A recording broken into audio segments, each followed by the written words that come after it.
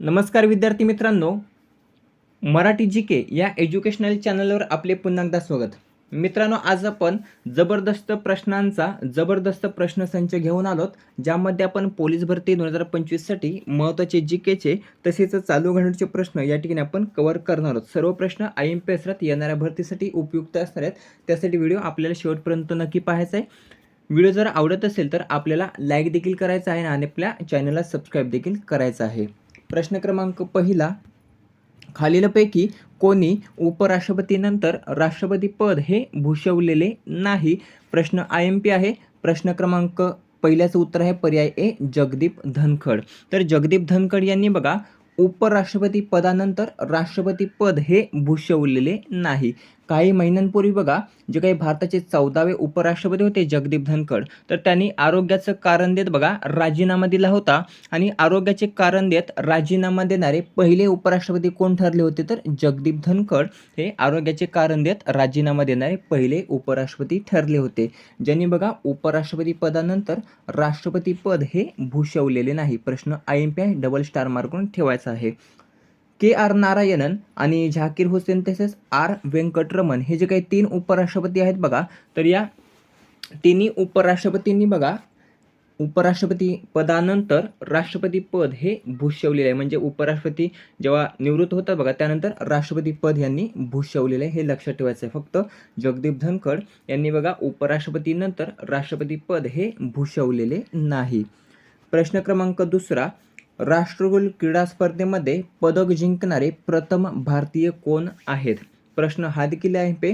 याचं कारण असं की ज्या काही 2030च्या राष्ट्रकुल क्रीडा स्पर्धा आहेत बघा, तर त्याचं यजमानपद जे काही आहे तर ते आपल्या भारताला प्राप्त झालेलं आहे. 2030च्या राष्ट्रकुल क्रीडा स्पर्धा ह्या आपल्या अहमदाबाद भारत या ठिकाणी आयोजित केल्या जाणार असून त्यासाठी हा प्रश्न आणि जे काही या ठिकाणी मी माहिती देणार आहे बघा, तर ती अतिशय उपयुक्त असणार आहे. त्यासाठी जे काही महत्त्वाचे टॉपिक आपण या ठिकाणी कव्हर करणार आहोत ते वहीमध्ये नोट डाऊन करायचे आहेत.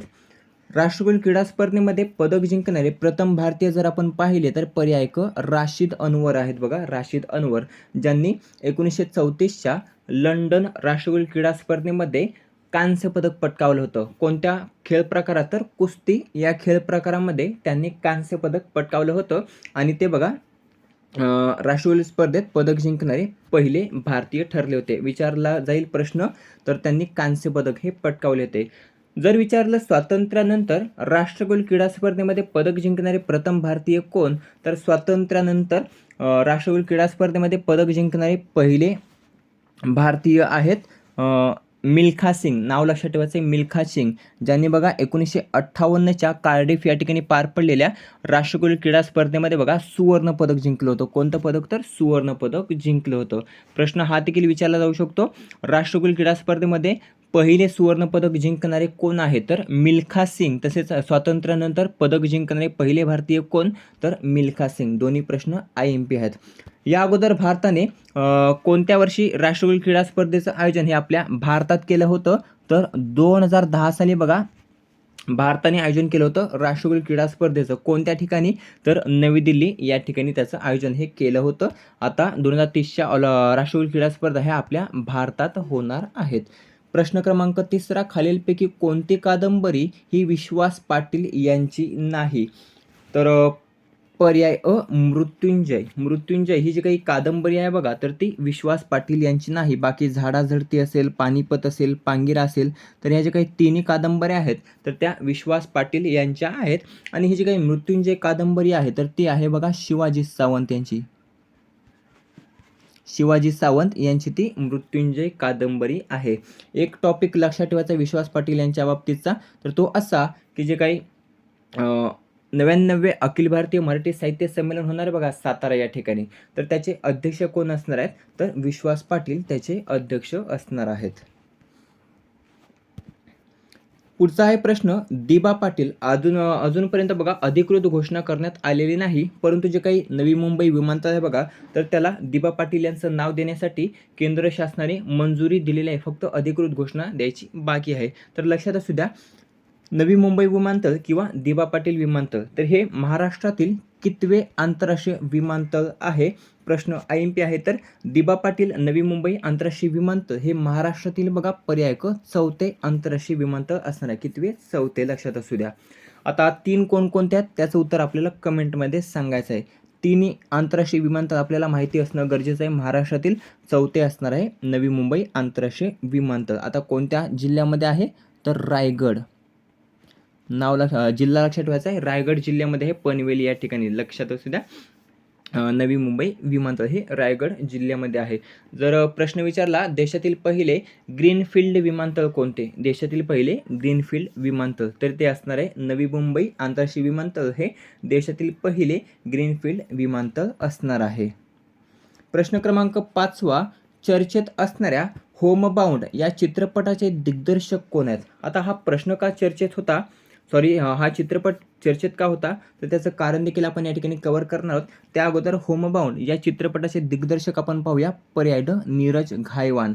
नीरज घायवान हे बघा होमबाउंड या चित्रपटाचे दिग्दर्शक आहेत. तो चर्चेत असण्याचं कारण, तर ज्या काही 2026च्या ऑस्कर पुरस्कार आहे बघा, 2026चा ऑस्कर पुरस्कार, तर या 2026च्या ऑस्करसाठी सर्वोत्कृष्ट आंतरराष्ट्रीय फीचर फिल्म श्रेणीमध्ये बघा भारताची अधिकृत प्रवेशिका म्हणून बघा होमबाउंड या चित्रपटाची निवड करण्यात आलेली आहे. त्यासाठी होमबाउंड हा चित्रपट आहे तर तो अतिशय महत्त्वाचा जो चर्चेत आलेला आहे.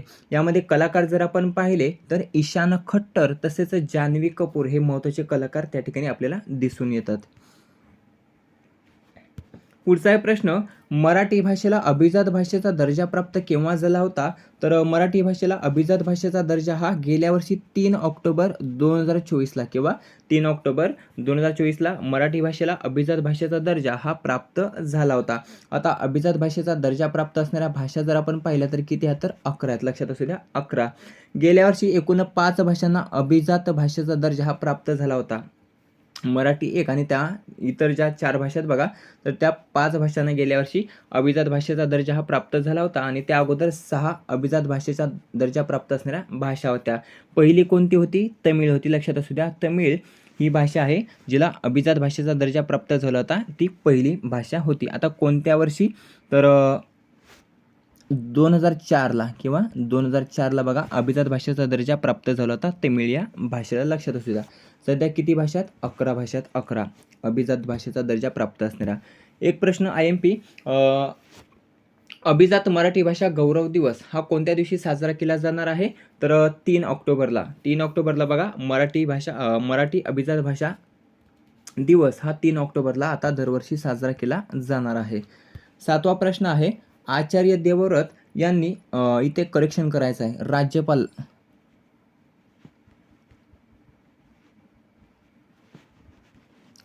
आचार्य देवव्रत यांनी राज्यपाल पदाची शपथ ही कोणत्या भाषेत घेतलेली आहे? इथे मुख्य न्यायाधीश झालेला आहे, क्षमा असावी. तर आचार्य देवव्रत यांनी राज्यपाल पदाची शपथ ही कोणत्या भाषेत घेतलेली आहे? तर ती बघा पर्याय ड, संस्कृत भाषेत घेतलेली आहे. तर नुकतंच आचार्य देवव्रत हे महाराष्ट्राचे 22वे राज्यपाल बनले आहेत. कितवे? 22वे. आता 22वे राज्यपाल आचार्य देवव्रत आहेत. 21वे कोण होते? तर CP राधाकृष्णन होते बघा 21वे, जे आता भारताचे 15वे उपराष्ट्रपती बनले आहेत. त्यांच्या अगोदर कोण होते? तर त्याचं उत्तर आपल्याला कमेंट करून सांगायचं आहे. 20वे कोण होते? कमेंट करून सांगा. 21वे होते CP राधाकृष्णन, 22वे बनले आहेत आचार्य देवव्रत. लक्षात असू द्या. त्यांनी संस्कृत या भाषेमध्ये शपथ घेतली होती. आता राज्यपालाला शपथ कोण देतात? राज्यपालाला शपथ, तर राज्यपालाला सर्वोच्च न्यायालयाचे मुख्य न्यायाधीश जे काही राज्याचे उच्च न्यायालय असते बघा, राज्याचे उच्च न्यायालय, तर राज्याच्या उच्च न्यायालयाचे मुख्य न्यायाधीश हे राज्यपालाला शपथ देत असतात. हे लक्षात असू द्या. प्रश्न हा देखील IMP येणाऱ्या भरतीमध्ये विचारला जाऊ शकतो. आचार्य देवव्रत सध्या गुजरात राज्याचे राज्यपाल आहेत. कोणत्या राज्याचे? तर गुजरात राज्याचे ते राज्यपाल असून महाराष्ट्र राज्याचा अतिरिक्त कार्यभार हा त्यांच्यावर सोपवण्यात आलेला आहे. पुढचा प्रश्न आहे, हार्ड कोर्टवर खेळवल्या जाणाऱ्या US ओपन टेनिस स्पर्धेच्या कोर्टचा रंग हा कोणता असतो?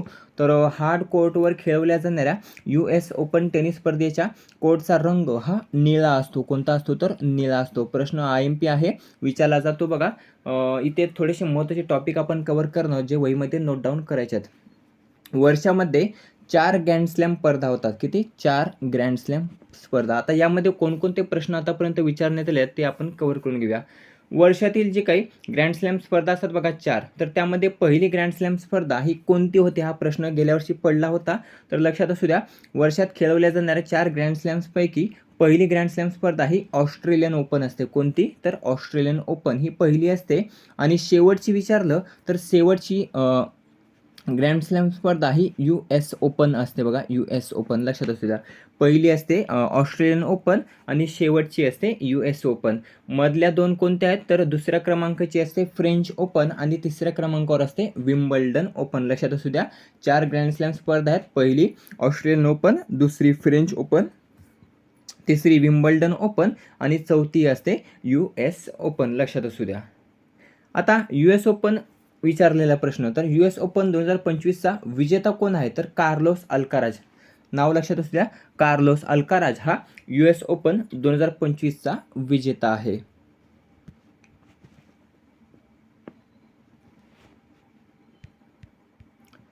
पुढचा 9वा प्रश्न आहे, नवी मुंबई आंतरराष्ट्रीय विमानतळ कोणत्या जिल्ह्यात आहे? मगाशी आपण पाहिलं होतं, तर रायगड जिल्ह्यामध्ये आहे नवी मुंबई आंतरराष्ट्रीय विमानतळ.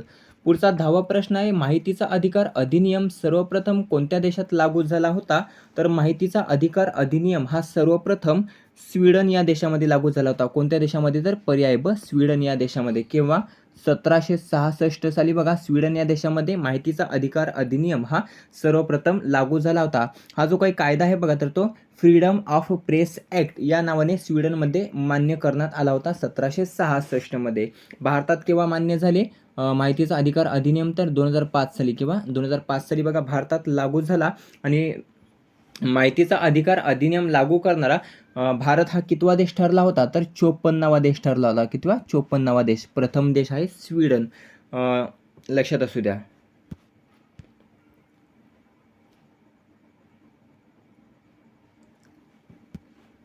पुढचा आहे 11वा प्रश्न, स्वतंत्र भारताचे मुंबई उच्च न्यायालयाचे पहिले मुख्य न्यायाधीश कोण आहेत? तर स्वतंत्र भारताचे मुंबई उच्च न्यायालयाचे पहिले मुख्य न्यायाधीश आहेत बघा, पर्याय ब, MC छागला. नाव लक्षात ठेवायचं आहे, MC छागला हे स्वतंत्र भारताचे मुंबई उच्च न्यायालयाचे पहिले मुख्य न्यायाधीश आहेत. जर पाहिलं तर सर्वोच्च न्यायालयाचे पहिले मुख्य न्यायाधीश कोण? तर HJ कानिया. हे देखील महत्त्वाचं आहे बघा. HJ कानिया हे सर्वोच्च न्यायालयाचे पहिले मुख्य न्यायाधीश असून मुंबई उच्च न्यायालयाचे पहिले मुख्य न्यायाधीश आहेत MC छागला. दोन्ही प्रश्न IMPत विचारलं जाऊ शकतं. सध्या मुंबई उच्च न्यायालयाचे मुख्य न्यायाधीश कोण आहेत? तर सध्या कोण आहेत? तर श्री चंद्रशेखर हे सध्या मुंबई उच्च न्यायालयाचे मुख्य न्यायाधीश असून सर्वोच्च न्यायालयाचे मुख्य न्यायाधीश कोण आहेत? तर सूर्यकांत शर्मा. कितवे आहेत? 53वे आहेत. हे देखील IMP नुकतंच बघा, 53व्या मुख्य सरन्यायाधीशपदी सूर्यकांत शर्मा यांची नियुक्ती ही करण्यात आलेली आहे. कोणाच्या जागेवर? तर भूषण गवई यांच्या जागेवर. भूषण गवई होते भारताचे 52वे मुख्य सरन्यायाधीश आणि 53वे बनलेत सूर्यकांत शर्मा. प्रश्न क्रमांक 12वा, पहिले मराठी भाषा भवन कोणत्या ठिकाणी उभारण्यात येत आहे? तर पहिले मराठी भाषा भवन हे चर्नी रोड मुंबई या ठिकाणी उभारण्यात येत आहे. प्रश्न दुसरा याच्याशीच रिलेटेड, देशातील पहिले संविधान भवन कोणत्या ठिकाणी उभारले जात आहे? तर पिंपरी चिंचवड या ठिकाणी देशातील पहिले संविधान भवन, आणि इथे आहे मराठी भाषा भवन. दोन्ही प्रश्न वेगळे आहेत. संविधान भवन पिंपरी चिंचवड आणि मराठी भाषा भवन चर्नी रोड मुंबई. 13वा प्रश्न आहे, सतीश धवन अवकाश केंद्र खालीलपैकी कोणत्या ठिकाणी आहे? तर सतीश धवन अवकाश केंद्र हे श्रीहरिकोटा आंध्र प्रदेश या ठिकाणी आहे. श्रीहरिकोटा आंध्र प्रदेश. पुढचा प्रश्न, पहिला मराठी भाषा साहित्य अकादमी पुरस्कार हा कोणास प्रदान करण्यात आला होता? तर पहिला मराठी भाषा साहित्य अकादमी पुरस्कार हा पर्याय क, लक्ष्मण शास्त्री जोशी. नाव लक्षात ठेवायचं आहे, तर्कतीर्थ लक्ष्मण शास्त्री जोशी यांना मराठी भाषेतील पहिला साहित्य अकादमी पुरस्कार हा प्राप्त झाला होता. केव्हा? 1955 साली. लक्षात असू द्या, 1955 साली वैदिक संस्कृतीचा विकास या त्यांच्या ग्रंथासाठी त्यांना पहिला मराठी भाषा साहित्य अकादमी पुरस्कार हा प्राप्त झाला होता? जर विचारलं पहिला ज्ञानपीठ पुरस्कार, तर पहिला ज्ञानपीठ पुरस्कार 1974 साली ययाती या कादंबरीसाठी वि.स. खांडेकर यांना प्राप्त होता. आतापर्यंत 4 जणांना बघा मराठी भाषेतील ज्ञानपीठ पुरस्कार हा प्राप्त आहे, लक्षात असू द्या. 4 मराठी साहित्यिक आहेत बघा ज्यांना ज्ञानपीठ पुरस्कार प्राप्त आहे. त्यामध्ये पहिले आहेत वि.स. खांडेकर, ज्यांना 1974 साली ययाती कादंबरीसाठी प्राप्त झाला होता. भारतातील पहिले रामसर स्थळ खालीलपैकी कोणते आहे? तर भारतातील पहिले रामसर स्थळ आहे पर्याय ड, पर्याय अ आणि ब दोन्ही, म्हणजेच केवलादेव राष्ट्रीय उद्यान तसेच चिल्का सरोवर, हे जे काही दोन्ही रामसर स्थळे आहेत बघा, तर ते भारतातील पहिले रामसर स्थळे आहेत, ज्यांना 1981 मध्ये रामसर स्थळाचा दर्जा हा प्राप्त झाला होता. आता भारतामध्ये एकूण किती रामसर स्थळे आहेत? तर 94 आहेत. किती? 94. पहिले होते केवलादेव राष्ट्रीय उद्यान, चिल्का सरोवर. आता सध्या 94 कोणते आहे? तर गोगाबिल तलाव, जे बिहार राज्यामध्ये बघा गोगाबिल तलाव, तर हे भारतातील 94 आणि शेवटचे रामसर स्थळ आहेत. 16वा प्रश्न आहे, व्हीव्हीपॅटचा सर्वप्रथम वापर 2013 मध्ये कोणत्या राज्याच्या नोक्सेन विधानसभा पोटनिवडणुकीमध्ये बघा करण्यात आला होता? प्रश्न IMP ट्रेंडिंग टॉपिक आहे बघा, खूप वाद सुरू आहे बघा बॅलेट पेपर वगैरे, त्यासाठी हा प्रश्न देखील IMP आहे. तर व्हीव्हीपॅटचा सर्वप्रथम वापर हा 2013 मध्ये करण्यात आला होता. इथे एक प्रश्न बनला, 2013 मध्ये व्हीव्हीपॅटचा सर्वप्रथम वापर करण्यात आला होता. तो नोक्सेन विधानसभा पोटनिवडणुकीत करण्यात आला होता. कुठे? तर नोक्सेन विधानसभा पोटनिवडणुकीत. आता हा जो काही नोक्सेन विधानसभा पोटनिवडणूक करण्यात आला होता, तर तो राज्य आपल्याला विचारलेलं, तर राज्य आहे बघा पर्याय ब, नागालँड. नागालँड राज्याच्या नोक्सेन विधानसभा पोटनिवडणुकीमध्ये 2013 साली सर्वप्रथम व्हीव्हीपॅटचा वापर हा करण्यात आला होता. 17वा प्रश्न आहे, आतापर्यंत एकूण किती भारतीयांना नोबेल पुरस्कार हा प्राप्त झाला आहे? तर आतापर्यंत 9, किती? 9 भारतीयांना नोबेल पुरस्कार प्राप्त झालेला आहे. त्यामध्ये पहिले जर आपण पाहिले तर रवींद्रनाथ टागोर यांना 1913 मध्ये नोबेल पुरस्कार प्राप्त झाला होता आणि ते नोबेल पुरस्कार मिळवणारे पहिले भारतीय ठरले होते. कोणता प्राप्त होता त्यांना? तर साहित्याचा नोबेल पुरस्कार. साहित्याचा नोबेल पुरस्कार हा त्यांना प्राप्त होता 1913 साली. शेवटचे जर आपण पाहिले तर अभिजित बॅनर्जी, ज्यांना 2019 साली अर्थशास्त्राचा नोबेल पुरस्कार प्राप्त होता. लक्षात असू द्या, पहिले विचारले जातात आणि शेवटचे विचारले जातात. पहिल्यात रवींद्रनाथ टागोर 1913 आणि शेवटच्यात अभिजित बॅनर्जी 2019. पुढचा प्रश्न आहे, प्रसिद्ध तिरुपती बालाजी मंदिर कोणत्या राज्यात आहे? तर प्रसिद्ध तिरुपती बालाजी मंदिर हे आंध्र प्रदेश या राज्यामध्ये. कोणत्या राज्यात? तर आंध्र प्रदेश या राज्यामध्ये. पुढचा 19वा प्रश्न आहे, इराणमधील रामसर येथे रामसर करार हा कोणत्या वर्षी झाला होता? तर इराणमधील रामसर या ठिकाणी रामसर करार हा 1971 मध्ये किंवा 1971 मध्ये झाला होता. पुढचा आहे 20वा प्रश्न, जगातील पहिली अधिकृत एअरमेल सेवा 1911 मध्ये भारतात कोठे सुरू झाली होती? तर जगातील पहिली अधिकृत एअरमेल सेवा 1911 मध्ये पर्याय ड, अलाहाबाद, सध्याचे प्रयागराज बघा, तर या ठिकाणी जगातील पहिली अधिकृत एअरमेल सेवा 1911 साली सुरू झाली होती. 21वा प्रश्न आहे, तेंडुलकर अँडरसन ट्रॉफी कोणत्या 2 देशादरम्यान आयोजित केली जाते? तर तेंडुलकर अँडरसन ट्रॉफी ही भारत आणि इंग्लंड या 2 देशादरम्यान बघा आयोजित केली जाते. जिचं पूर्वीचं नाव काय होतं? तर पतौडी ट्रॉफी. पतौडी ट्रॉफी असं पूर्वीचं नाव होतं तेंडुलकर अँडरसन ट्रॉफीचं. तिचं नुकतंच नाव बदलण्यात आलेलं, लक्षात असू द्या. विचारलं तर लक्षात असू द्या, भारत आणि इंग्लंड या 2 देशादरम्यान तेंडुलकर अँडरसन ट्रॉफी ही आयोजित केली जाते. भारत आणि ऑस्ट्रेलिया या 2 देशादरम्यान बॉर्डर गावस्कर ट्रॉफी ही आयोजित केली जाते.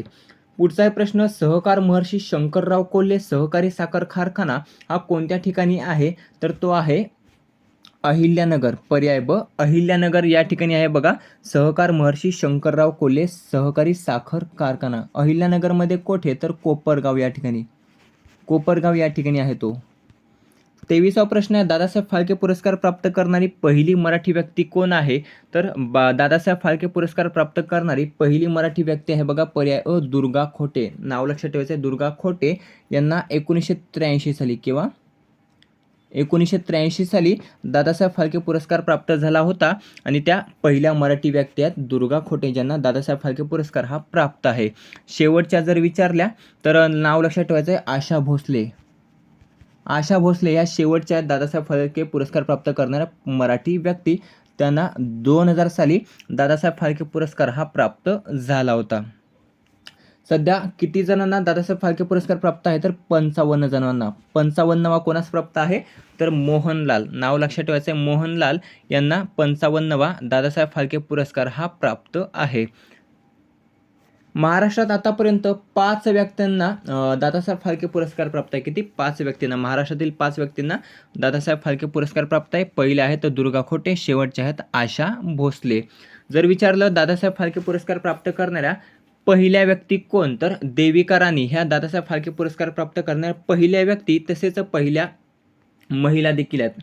प्रश्न फिरवून जर विचारला दादासाहेब फाळके पुरस्कार प्राप्त करणाऱ्या पहिल्या महिला कोण तर देविका राणी. जर विचारलं पहिल्या व्यक्ती कोण तर देविका राणी, ज्यांना 1969 साली प्राप्त झाला होता. 24वा प्रश्न आहे, नुकताच झालेल्या करारानुसार यशराज फिल्म 2026 पासून यूकेमध्ये किती बॉलिवूड चित्रपट निर्माण करू शकते तर पर्याय ब 3 बॉलिवूड चित्रपट हे निर्माण करू शकते यूके या ठिकाणी. 25वा प्रश्न आहे, भारताच्या मुख्य न्यायाधीशांची निवड कोणाद्वारे केली जाते तर भारताच्या मुख्य न्यायाधीशांची निवड ही राष्ट्रपतीद्वारे. लक्षात असू द्या, पर्याय ड राष्ट्रपतीद्वारे केली जाते. 26वा प्रश्न आहे, राज्यपालाला राज्यपाल पदाची शपथ कोणाद्वारे दिली जाते तर मगाशीच आपण पाहिलं होतं तर उच्च न्यायालयाच्या मुख्य न्यायाधीश जे काही असतात बघा तर ते बघा राज्यपालाला राज्यपाल पदाची शपथ देतात. जर फिरवलं तर उच्च न्यायालयाच्या मुख्य न्यायाधीशांना पदाची शपथ कोण देतात तर त्याला बघा राज्यपाल देत असतात. लक्षात असू द्या.